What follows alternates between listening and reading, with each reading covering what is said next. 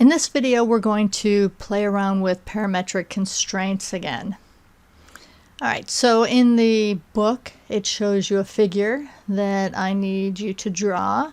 So draw that using, whatever you need to use to draw it.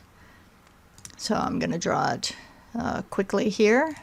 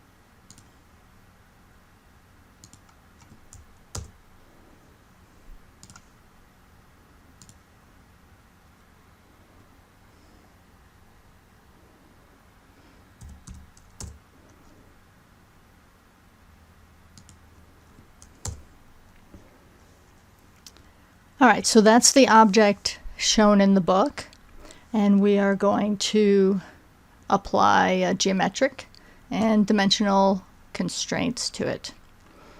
So let's get into the parametric tab.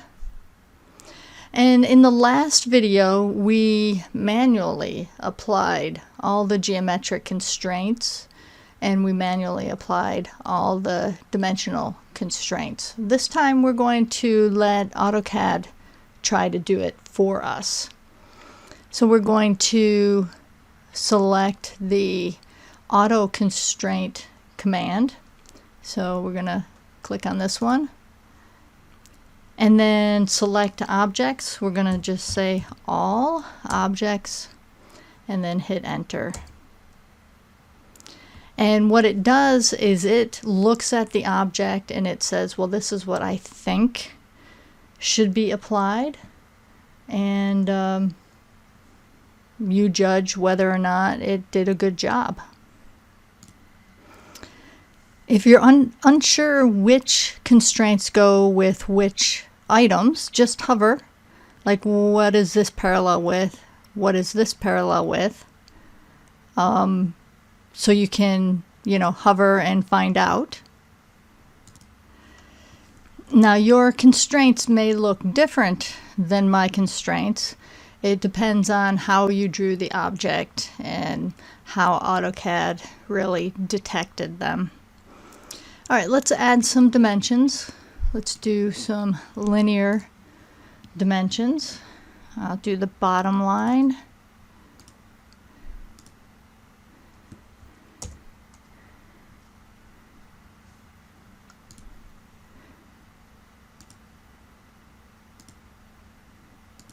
These dimensions over to the right.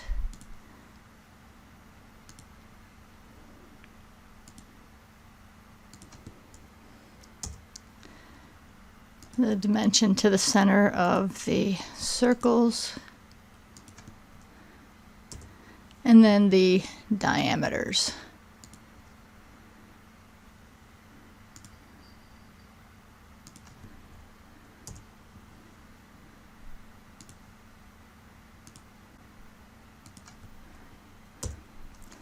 Alright, so we have the dimensions there, and in the last video we changed the values of the dimensions by clicking on the individual dimensions. But we can also look in the parameter manager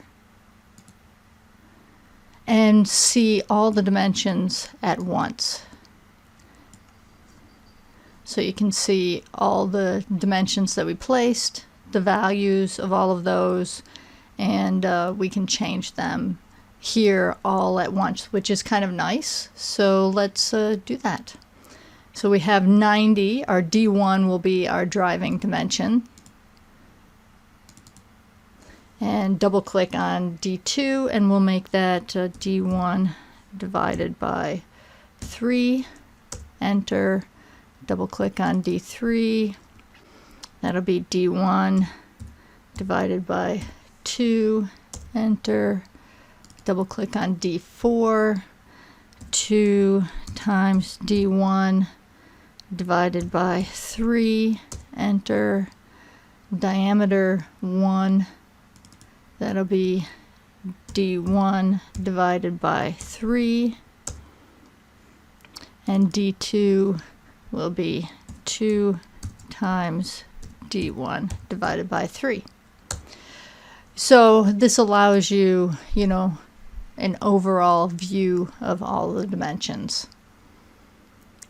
All right, so, and we can change the dimensions here too. So if we change D1 to 60, we can see what happens to our object.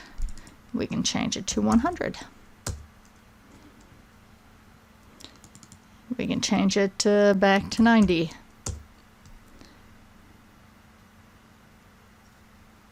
All right, so that's again a little bit of an introduction to parametric design.